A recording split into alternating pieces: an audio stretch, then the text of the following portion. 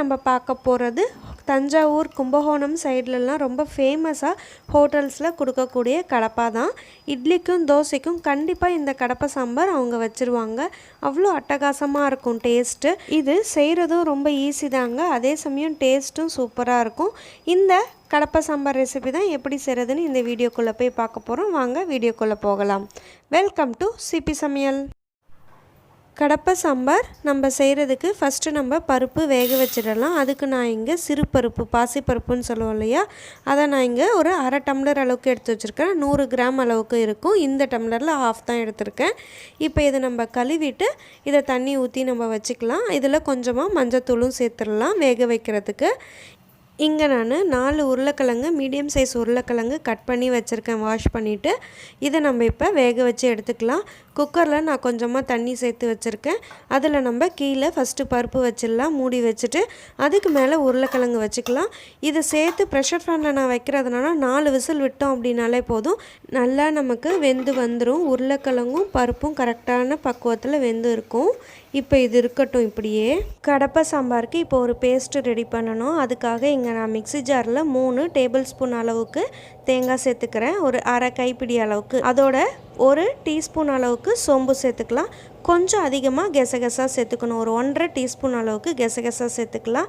அப்புறமா உடச்ச கடலை, பொட்டுக்கடலை 1 டேபிள் ஸ்பூன் அளவுக்கு சேர்த்துக்கலாம்.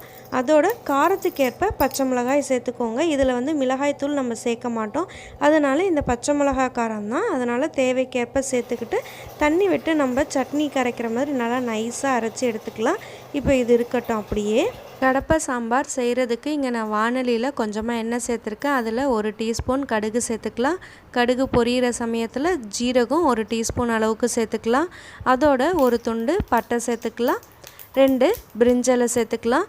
இந்த பட்டையும் பிரிஞ்சலமும் நல்ல ஒரு ஃப்ளேவர் கொடுக்கும். கண்டிப்பாக இந்த கடப்பை சாம்பாருக்கு இதை மிஸ் பண்ணாமல் சேர்த்துக்கோங்க.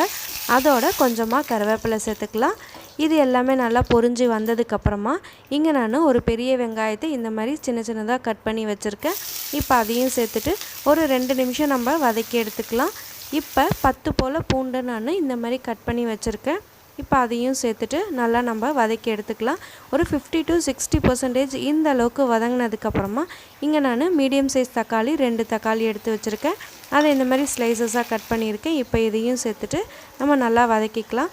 தக்காளி சீக்கிரமாக வதங்கிறதுக்காக இங்கே கொஞ்சமாக நான் உப்பு சேர்த்துக்கிறேன். வெங்காயமும் தக்காளியும் இப்போ எனக்கு நல்லா வதங்கி வந்துருச்சு.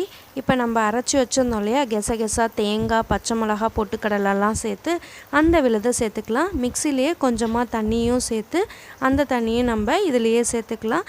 சேர்த்துட்டு நம்ம தேங்காயோட பச்சை ஸ்மெல்லாம் போகிற வரைக்கும் ஒரு 2லேருந்து 3 நிமிஷம் நம்ம கொதிக்க வச்சுக்கலாம். இப்போ இதெல்லாம் நல்லா கலந்து விட்டுட்டு இது ஒரு 2 நிமிஷம் கொதிக்கட்டும். இப்போ தேங்காயோட பச்சை ஸ்மெல் எல்லாமே நல்லா போயிடுச்சு. 2-3 நிமிஷமாக எனக்கு நல்லா இந்த மாதிரி கொதிக்குது. இப்போ நம்ம உருளைக்கிழங்கு வேக வச்சு எடுத்துருந்தோம் இல்லையா, அது தோலெல்லாம் நீக்கிட்டு இந்த மாதிரி லைட்டாக மசிச்சு அந்த உருளைக்கிழங்கு இப்போ சேர்த்துக்கலாம்.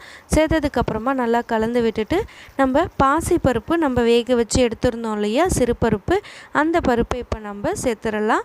கரெக்டாக எனக்கு ஒரு கரண்டி வந்திருக்கு நம்ம வேக வச்சு எடுத்ததை. இப்போ நம்ம சேர்த்துடலாம். சேர்த்துட்டு ஒரு 5 நிமிஷம் போல் நல்லா கொதிக்கட்டும். ஆல்ரெடி நம்மளுக்கு பாசிப்பருப்பு வெந்தது தான், நம்ம தேங்காயோட பச்சை ஸ்மெல்லும் போயிடுச்சு.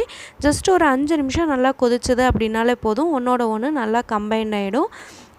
இப்போ எனக்கு கரெக்டாக 5 மினிட்ஸாக நல்லா கொதிச்சிட்ருக்கு. இதோட கன்சிஸ்டன்சி பாருங்கள். இந்த அளவுக்கு கன்சிஸ்டன்சியில் நம்ம ஆஃப் பண்ணோம் அப்படின்னா தான் நம்மளோட பாசிப்பருப்பு கொஞ்சம் நேரம் கழித்து இன்னும் கொஞ்சம் திக்காகும், நம்மளுக்கு கரெக்டாக இருக்கும் சர்வ் பண்ணும்போது. அதனால் இந்த கன்சிஸ்டன்சியில் நம்ம இப்போ ஆஃப் பண்ணிடலாம். வாசனைக்கு கொஞ்சமாக கொத்தமல்லி தலையை தூவிட்டு நம்ம எப்பயும் மாதிரி நம்ம உடனே மூடி வச்சுட்டோம் அப்படின்னா ஒரு 5 நிமிஷம் கழித்து நம்ம பார்க்கலாம். கரெக்டாக 5 மினிட்ஸ் கழித்து நான் உங்களுக்கு இந்த கடப்பை சாம்பார் காட்டுறேன். பாருங்கள், நம்மளுக்கு முன்னாடி இருந்த கன்சிஸ்டன்சிக்கு இப்போ இருக்கிற கன்சிஸ்டன்சியும் பாருங்கள், கொஞ்சம் திக்காக இருக்கும். நம்மளோட பாசிப்பருப்புன்றதுனால அந்த ஸ்டேஜில் ஆஃப் பண்ணோம் அப்படின்னா தான் இப்போ நம்ம எடுக்கிறதுக்கு கரெக்டாக இருக்கும் சர்வ் பண்ணுறதுக்கு. நம்மளோட கடப்பை சாம்பார் ரெடி ஆகிடுச்சு. சுட சுட இட்லியோட இந்த கடப்பை சாம்பார் நீங்கள் கண்டிப்பாக வீட்டில் ஒரு வாட்டி ட்ரை பண்ணுங்கள். கண்டிப்பாக எல்லோரும் 5 இட்லி சாப்பிட்ற இடத்துல ஒரு இட்லி சேர்த்து தான் சாப்பிடுவாங்க. அவ்வளோ அட்டகாசமான இந்த கடப்பை சாம்பார் உங்களுக்குலாம் பிடிச்சிருக்குன்னு நினைக்கிறேன். பிடிச்சிருந்தா இந்த வீடியோக்கு மறக்காமல் ஒரு லைக் கொடுத்துருங்க. உங்கள் ஃப்ரெண்ட்ஸ் அண்ட் ரிலேட்டிவ்ஸோடையும் ஷேர் பண்ணிக்கோங்க. இன்னும் சிபி சமையலுக்கு சப்ஸ்கிரைப் பண்ணல அப்படின்னா கொஞ்சம் மறக்காமல் சப்ஸ்கிரைப் பண்ணிவிடுங்க. தேங்க்ஸ் ஃபார் வாட்சிங்.